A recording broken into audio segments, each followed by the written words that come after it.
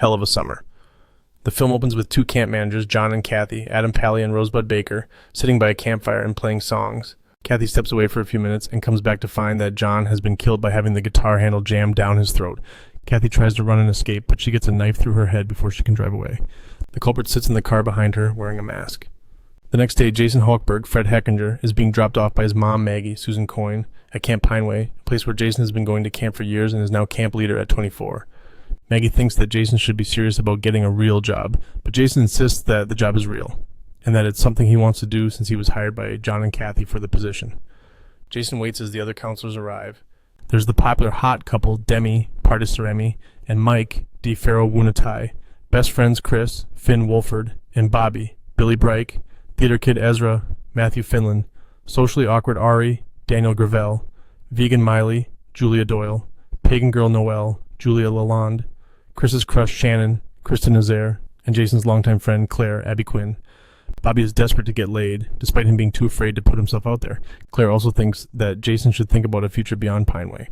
The counselors spend the afternoon goofing off, getting high and drunk, and Bobby makes failed attempts to get attention. Jason also shows Claire how to improve her archery skills. When the night comes, the masked killer from earlier goes into Demi's room and appears to beat her to death. Not long after, Miley sneaks into the kitchen to eat a burger when she's attacked by the killer as well. Mike is found and attacked too. Jason later goes into Demi's bunk to find her bloodstained body. He runs back to the other counselors, but they think he's just being overdramatic. They follow him to the bunk where Demi's body is gone, but Noelle confirms that the blood on the bed belongs to Demi. The counselors start to freak out and draw cards to find out where the missing counselors are. Jason, Ezra, and Ari go out and go to the kitchen where they find Miley's severed head in the fridge. Ezra and Ari run away while Jason runs back to the cabin to be with Claire. Noelle conducts a seance using a Ouija board to try and communicate with the spirits of the deceased. Bobby is offended because he thinks the killer is specifically targeting hot counselors and is mad that Mike was picked over him. Ezra runs in and gets maced by a paranoid Bobby, while Ari gets caught by the killer and has his peanut allergy used against him when the killer dips the knife in peanut butter. Meanwhile, Ezra convinces the other counselors, except for Claire, that Jason must be the killer, since he's a weird older guy who still goes to summer camp.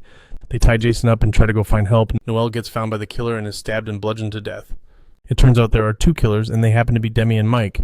Their motive is just wanting to become famous, and they are annoyed that Jason is going to take the heat for the murders, but they think they can turn the narrative around by being a hot couple that survived a murder spree.